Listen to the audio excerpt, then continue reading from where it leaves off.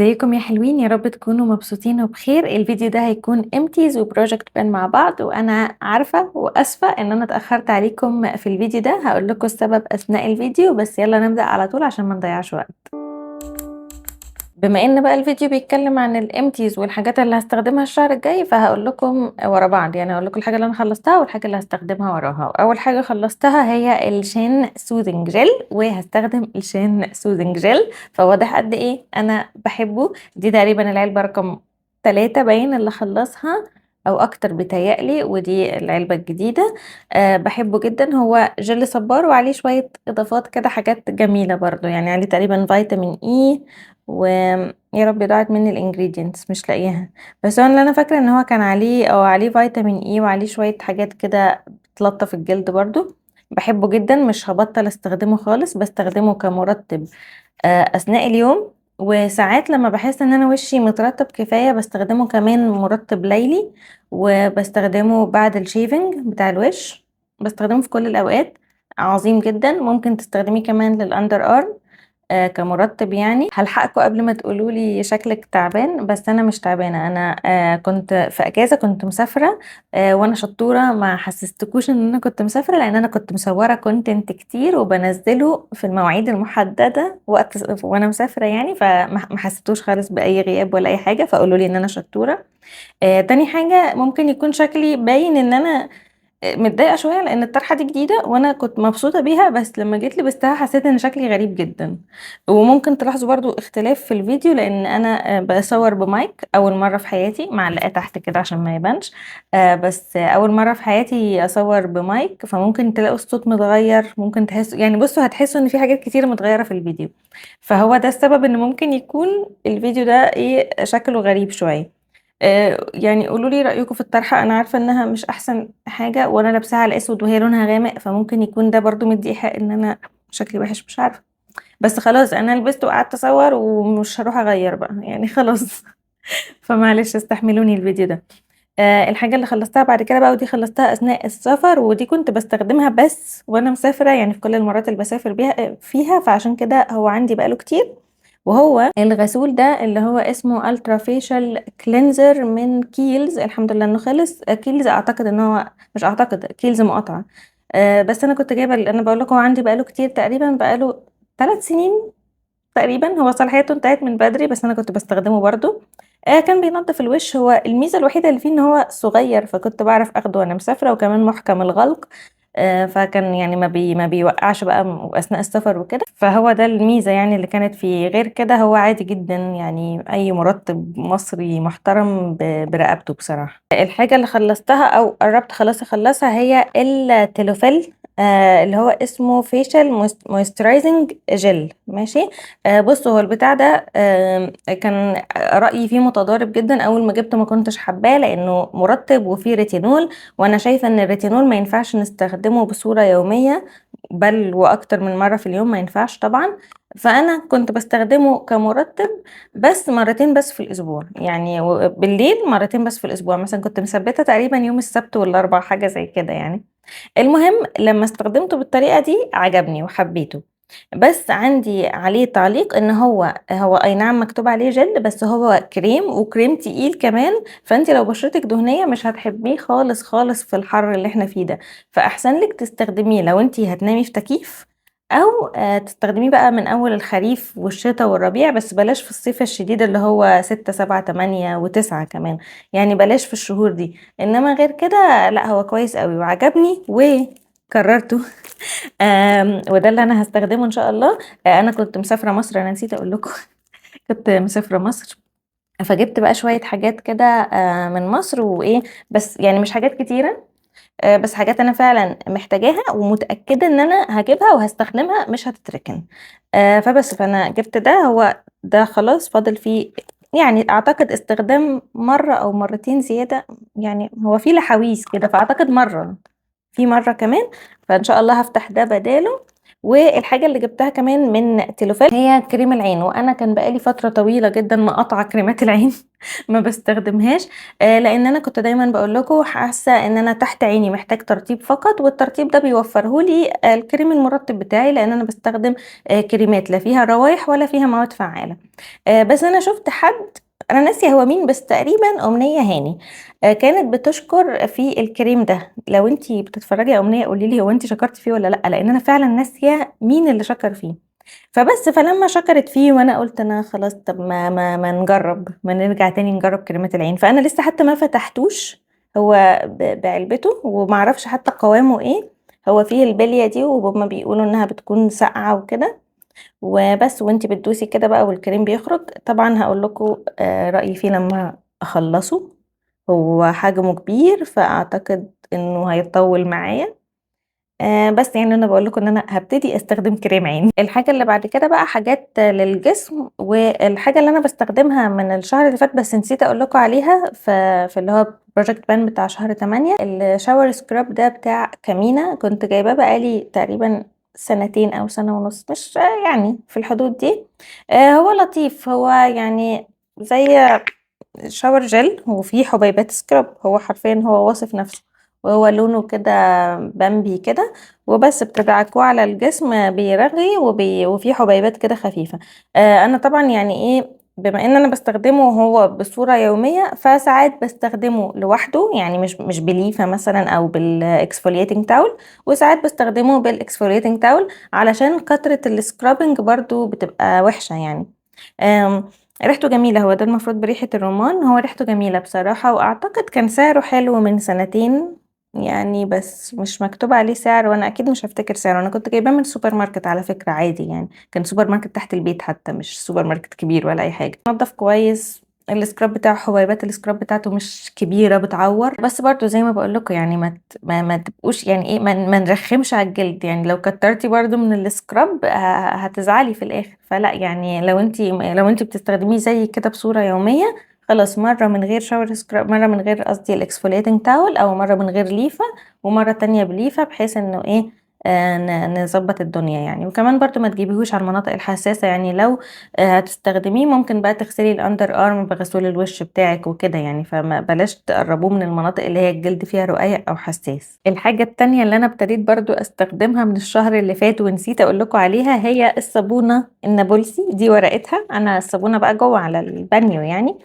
بس فاكرينها؟ مين فاكرها ومين ما يعرفهاش ومين عارفها ومين كان ناسيها ومين لسه بيستخدمها؟ قولوا لي كده. أنا لقيتها من بصراحة أنا جايباها من بدري أوي، يعني تقريبًا جايباها من حوالي سنة ونُص، كانت من الإمارات مش من مصر، وبس، وكنت جايباها وراكناها، فقُلت بقى طَب ما أستخدمها، ما نجرّبها كده، وبصراحة عظيمة يا جماعة، يعني باحطها على الليفة واحط عليها مَيّة ونليّف كده وإيه، بتعمل رغوة كبيرة جدًا بالنسبة لصابونة من مواد طبيعية يعني، وبتنضّف الجسم كويس جدًا، جدًا، بتخلّيه بيزيّق من النضافة. فأنا باستخدمها بالتبادل مع الshower scrub ده بتاع كامينا، وساعات باستخدم الاتنين مع بعض، وساعات ما باستخدمهمش هُم الاتنين وباستخدم غسول الوش اللي هو بتاع ديرماكتيف بتاع التفتيح ده، باستخدمه كshower gel. فعادي يعني اللي هو إيه، بانوّع، أظن الصيف بقى بناخد shower كل يوم أو ساعات أكتر من مرّة في اليوم، فيعني نوّعي بقى. خلّصت كمان من Maybelline الbody mist بتاعهم اللي هو اسمه violet twist أخيرًا خلص. بُصّوا هو ريحته حلوة، ما بيثبتش، وسعره يعتبر مش عارفة بيتهيأ لي يعتبر عالي شوية، أعتقد سعره بقى دلوقتي اللي هو بقى سعر كل حاجة يعني، فما يتقالش عليه سعره عالي أوي بصراحة، يعني هو سعره متوسط إلى عالي، بس بصراحة عشان كل الحاجات غليت فاللي هو سعره ما بقاش غالي، هو زمان كان غالي، بس دلوقتي ما بقاش غالي أوي. المهم مش هاكرره تاني لأن هو مش ثابت، عارفين لو كان غالي وثابت كنت ممكن أكرره تاني، بس هو مش غالي، مش غالي، هو مش ثابت ويميل إلى الفئة السعرية الغالية، فليه خلّينا ندوّر على options تانية. وأنا جِبت على فكرة جِبت من مصر 2، متحمسة جدًا إن أنا أقول لكم عليهم، بس لسه مش عارفة يعني عايزة أعمل فيديو كده مشترياتي من مصر، بس مش عايزاه برضه يبقى في صيغة مشتريات أوي بحيث اللي يتفرّج عليه يحس إن هو مُجبر يشتري حاجة. فمش عارفة أعمله إزاي، يعني عايزة أعمل لكم يعني مثلًا أقول لكم مثلًا إيه الحاجات اللي أنا باحب أجيبها مش عارفة، بس يعني مش عايزة الفيديو يبقى بصيغة مشتريات اللي هو انا جبت الحاجات دي وانتوا كمان لازم تجيبوها وكده، يعني مش عايزه اعمل كده. فمش عارفه اعملها لكم ازاي بقى، فلسه بفكر لها في موضوع كده. بس يعني ايه، جبت بقى بادي ميستس من مصر، اسعارها في واحد سعره متوسط وواحد سعره غالي، والاتنين حلوين. خلصت كمية ديودرنتس بقى في شهر 7 و8 يعني لا، في شهر 8 واول 9 خلصت كمية كبيرة بصراحة. ده كنت قلت لكم يعني، كان قرب يخلص قبل ما اعمل لكم الفيديو بتاع شهر 8، وخلص اول ما عملت الفيديو، فما لحقتش اقول لكم عليه الفيديو اللي فات بتاع الامتيز، فخلص بتاع انفينيتي. بصوا، ولا اقول لكم استنوا، هقول لكم انا خلصت ايه كمان وبعدين اقول لكم بصوا واقول لكم الكلام. خلصت كمان ده بتاع دراكون. ماشي. ايه الاحلى، دراكون ولا انفينيتي ولا ستارفل؟ انا بستخدم ده دلوقتي وبرضو قرب يخلص كمان، يعني تقريبا خلصت تلتين، وانا حاسه مش ما تسالونيش ازاي عرفت ان انا خلصت تلتينه، بس تقريبا خلصت، يعني ايه، قرب يخلص، قرب يخلص. ايه الاحلى بقى، ده ولا ده ولا ده ولا ايه؟ ماشي. بصوا، اولا انا عامله فيديو، يعني الحاجات دي كلها اللي انا بستخدمها كان بسبب ان انا جبت كميه ديودرنتس قد كده عشان اعمل لكم عليها فيديو، فلو ما شفتوش الفيديو يبقوا شوفوها، بقى اسيبه لكم هنا. ده اول حاجه. تاني حاجه، كل الديودرنتس دي لو انت جايبه ديودرنت يعني سعره متوسط من شركه محترمه، ديودرنت مصري، يعني هنتكلم عن المصريين دلوقتي عشان خاطر المفروض ان احنا مقاطعين بقى اللي هي ايه الحاجات اللي بتدعم الحاجات وكده. فلو جبتي ديودرنت مصري من شركة محترمة بسعر متوسط سعر غالي، والله كلهم بيقضوا الغرض. هتقولي لي بقى ايه احلى بقى، انفينيتي الاحمر ولا الاخضر ولا دراكون الازرق ولا البامبي ولا ستارفيل اللي بالعود ولا اللي بالفانيلا ولا اللي بالكوكونات ولا السادة؟ والله كله بيؤدي نفس الحاجة، كله حمايته يعني من 8 ل 12 ساعة بس. انا متضايقه من الموضوع ده؟ لا خالص، بالعكس انا مبسوطه. انا شايفه انه الصح ان انت تجددي الديودرنت بتاعك كل 12 ساعه، عن طريق انك تغسلي المنطقه بتاعه الاندر ارم وتنشفيها، لو تقدري تحطي مرطب حطي، وتستني اما المرطب يتشرب وبعدين تحطي الديودرنت بتاعك. لو مش هتقدري يبقى اغسلي وحطي الديودرنت على طول، بس ما ينفعش انك تجددي الديودرنت على الديودرنت القديم، وما ينفعش انك ما تجدديهوش. وانصحكم تشوفوا الفيديو ده اللي هو بتاع النظافة الشخصية، كنت عامله لكم فيديو كده، حاجات لازم تكوني واعية بيها، يعني هبقى احطه لكم هنا، انصحكم ان انتوا تشوفوه. بصراحة موضوع بقى ان انا بجدد الديودرنت بتاعي كل 12 ساعة وبرطب وكده، مخليني عارفين اللي هو مش فارق معايا، والله بستخدم ده تمام عامل تأثير حلو، بستخدم ده تمام عامل تأثير حلو، بستخدم ده تمام عامل تأثير حلو. هل في واحد افضل من التانيين؟ هل مش ولا اي حاجة؟ تقريبا يعني انا بصراحه بميل لستارفل. جمال بصراحه، بس يعني نصيحه ان انتوا لما تجيبوا ستارفل ابقوا احفظوه بهذا الشكل بالشقلوب كده، علشان خاطر ساعات البليه دي بتبطل تتحرك. بس ده كل تعليقي عليهم.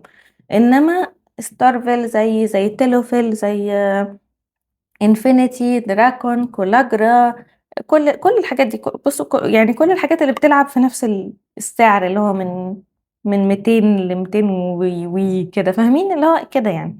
فانا بوفر عليكم الكلام عشان ما نقعدش بقى اللي هو انهي الاحلى بالظبط، لازم ترشحي لي واحد بعينه. لا عادي، انتي امشي على روتين، جددي كل 12 ساعة وحطي اي ديودرنت محترم وبس كده. انا كنت فاكره ان الفيديو ده هيطول، بس هو ما طولش، يعني انا كنت متوقعه ان هو هيطول قوي، بس واضح ان انا بقيت بتكلم بسرعه عن المنتجات وبقيت بختصر. ومش عارفه هل ده يعني مثلا ان انا بقيت بعرف اختصر بسرعه واقول لكم المعلومات. انا لسه هتكلم على ما تقفلوش الفيديو دلوقتي، لسه في حاجات هتكلم عليها. بس هل ده بسبب ان انا مثلا بقيت بروفيشنال اكتر، بقيت بعرف اقول كلمتين عن كل منتج، ولا علشان انا ابتديت ازهق من الكونتنت بتاع المنتجات ده عموما؟ لان انا فعلا ابتديت ازهق منه، بقيت حاسه انه عارفين احمد زي الحاج احمد اللي هو ده جميل، ده عسول، ده قمر، ده حلو، ده بوظ لي بشرتي، ده حسن لي بشرتي. بقيت حاسه، مش عارفة، بقيت حاسة ان هو لا يضيف قيمة قوي. بس انا لسه، احنا لسه زي ما احنا مستمرين على البروجكت بان زي ما هو. بس حاسة ان انا يعني عايزة ابطل اتكلم، يعني غير فيديوهات الامتيز والبروجكت بان، عايزة ابطل اللي هو بقى ترشيحات منتجات الكلام ده كله، يعني حاسة كل حاجة بقت شبه بعضها يعني. وكمان اللي زوّد على الموضوع ده إنه الquality في ذمة الله، يعني مثلًا كان في لسه واحدة بتقول لي والكلام ده اتكرر كتير على فكرة، كان في واحدة بتقول لي: "إزاي اللي هو المزيل العرق بتاع دراكون حلو معاكِ، ده أنا وِحِش جدًا معايا." قُلت لها: "الquality control زبالة." يعني واضحة جدًا، أنا أجيب حاجة أشكر فيها وحد تاني يجيبها يذم فيها، فواضح إنه غير طبعًا إن إحنا مختلفين عن بعض واختلافات بشرتنا ومش عارفة إيه والكلام ده، بس برضه غير كده يعني إحنا ما نضمنش الquality بتاعة المنتج نفسه إن اللي أنا جبته مثلًا الpatch اللي أنا جبتها غير الpatch اللي أنتِ جبتيها، فما تضمنيش الquality اتغيّرت في النُص فحاسة إن الكلام ما بقاش ليه لازمة، اللي هو يعني أنا أضمن لِك منين إن أنا اللي أنا باتكلم عليه ده أنتِ هتجيبيه وهتلاقي نفس النتيجة، أولًا أنتِ غيري، ثانيًا الشركة نفسها ما بتصنّعش نفس الحاجة، كل batch عندهم بشكل معيّن، فحاسة ما لوش لازمة. قولوا لي رأيكم في الموضوع ده. المهم خلّصت Strongville اللي هو طبعًا أنتم عارفينه Strongville اللي هو الكريم بتاع الشعر بتاع Parkville أحلى كريم في الحياة، باحبه جدًا، دي العلبة رقم 870 وهاستخدم بداله Skinova Image ده جديد أول مرّة أجرّبه، مش جديد يعني هو أنا كنت جايباه تقريبًا بقى لي كام شهر كده وركناه عندي عشان كان في حد جاي من مصر يعني قُلت له يجيبه لي معاه وبس، فجَه الدور عليه بقى إن أنا أستخدمه عشان أنا لسه عندي من Strongville بس حسيت إن أنا يعني كل شوية أقول لكم أنا خلّصت علبة Strongville وهاستخدم علبة Strongville، خلّصت علبة Strongville وهاستخدم علبة Strongville، فقُلت بقى إيه نغيّر يعني شوية علشان برضه ما تزهقوش منّي، مش عايزاكم تزهقوا منّي أكيد. فهنستخدم Skinova Image أنا استخدمته امبارح أول مرّة، بس يعني بصراحة يعني تمام، يعني أكيد مش هاحكم عليه من مرّة، هو تمام يعني هو أنا حسيته زيه زي ده، ف لسه هنشوف، لسه، يعني من أول مرّة استحالة إن أنا أقول لأ ده تحفة، وبعدين لسه امبارح بالليل وأنا باصوّر الصبح، فاللي هو ما لحقتش اللي هو شعري ما لحقش يقول لي حاجة. آخر حاجة بقى هي حاجة من حاجات الmakeup وهي اللي هو الliquid contour ده بتاع شيجلام والدرجة دي كان اسمها تقريبًا golden sun تقريبًا، حبيتها جدًا بس ما حبيتهاش كcontour حبيتها كblusher، بقيت استخدمها كblusher هنا أحط هنا وهنا كده وأجيب الفرشة بتاعتي وأدمج أو أدمج بإيدي عظيم جدًا، حبيته جدًا، جدًا بصراحة يا جماعة بصراحة يعني يعني مش عارفة هو المفروض إن في جلام حاجة صيني بقى وكده، بس بصراحة هُم بيعملوا حاجات حلوة والquality بتاعتهم حلوة، أنا عارفة إن في ناس بتترفّع جدًا عن إنها تستخدم حاجة شيجلام وفي ناس تانية بتشوف حاجة شيجلام دي كإنها high end. هو لا high end ولا إن هو حاجة زبالة يعني، هو ماركة مكياج يعني فاهمين؟ فبس، ده عجبني جدًا، أنا حتى يعني حاولت بكل الطرق إن أنا أقول طب يا إسراء جرّبي حاجة تانية، بس عارفين أنا وصلت لسِن كده إن هو خلاص لمّا حاجة تعجبِك هاتيها تاني واخلصي، ووفّري الmental effort وفّري المجهود الذهني في البحث عن شيء آخر، فده عاجبني. قادرة أجيبه، يعني فاهمين متوفّر مش قصدي قادرة أجيبه كفلوس قصدي قادرة أجيبه إن هو متوفّر، باطلبه بييجي، فبس فهاجيبه تاني بصراحة. بس هاقول لكم على حاجة برضه، أنا كنت كان عندي برضه الcontour stick بس أنا هاسيبه لكم هنا لإنه مش معايا دلوقتي، الcontour stick برضه بتاع شيجلام وكان حلو جدًا وعجبني أكتر من الliquid، فأنا مش هاجيب ده، أنا هاجيب الcontour stick هو أنا طبعًا ما لحقتش أخلّصه، بس أنا كنت باستخدمه وأنا في مصر وعجب أختي فاديته لها وهاجيب واحد تاني. بس الshade بتاعته كانت اللي هي اسمها tawny amber أو هي اسمها غريب كده هابقى أكتبه لكم تحت هنا، عجبني جدًا كنت بقى لي باستخدمه يعني ده خلصان بقى له شهر تقريبًا، فأنا كنت باستخدم الcontour stick ده بقى لي شهر برضه كblusher أنا مش باكنتر خالص يعني أظن واضح أنا بس باحط blusher فعجبني جدًا إن أنا أستخدم الcontour كblusher ومش عارفة الفكرة دي كانت رايحة عني فين، ودلوقتي لمّا بقيت باحط blusher ملوِّن بقى اللي هو مش بُني، بقيت أحس اللي هو إيه ده! إيه شغل ده؟ عارفين زمان لمّا كانوا يعملوا كده يقلدوا الناس اللي بتحط makeup ويحطوا أحمر كده كتير يعني هنا كده، فبس بقيت أحس إن أنا كده، أنا بقيت أحب الblusher اللي هو contour ف وبقيت أحب أستخدم الcontour كblusher فمش عارفة، يعني أنا برضه في المرحلة دي من الحياة، فهُم عاجبينّي ومتوفرين هافضل أجيبهم معلش، بس عمومًا يعني عمومًا لو عندكم اقتراحات تانية contour ينفع يستخدم كبلاشر اكتبوا لي في الكومنتس واوعدكم ان انا هكونسيدرت، يعني هحطها في دماغي، بس مش اكيد ان انا هجربها. الفيديو خلص يا حلوين. قولوا لي ايه رايكم في المايك، وقولوا لي ايه رايكم في الطرحه و... وبس ورحبوا بيا وقولوا لي ان انا شطوره، علشان ما حدش فيكم حس ان انا كنت مسافره او كنت متغيبه، لان انا كنت مصوره من بدري. فخوره بنفسي جدا بصراحه ان انا كنت مصوره كذا فيديو، كنت مصوره تقريبا 6 فيديوهات وعامله لهم edit وعامله لهم الديسكريبشن والتاجز وكل حاجه، ومظبطاهم بحيث ينزلوا في مواعيدهم، وانا ابقى قاعده كده خارجه مع صحابي، قاعده مع اهلي، مش عارفه ايه، وهوب الفيديو ينزل. كانت اسعد لحظات حياتي بصراحه. فانا مبسوطه بنفسي جدا، فقولوا لي ان انا شطوره. وبس اشوفكم على خير ان شاء الله في فيديو تاني جديد قريب، وشكرا لو ان انتوا وصلتوا لغايه هنا في الفيديو، بجد شكرا جدا. باي باي.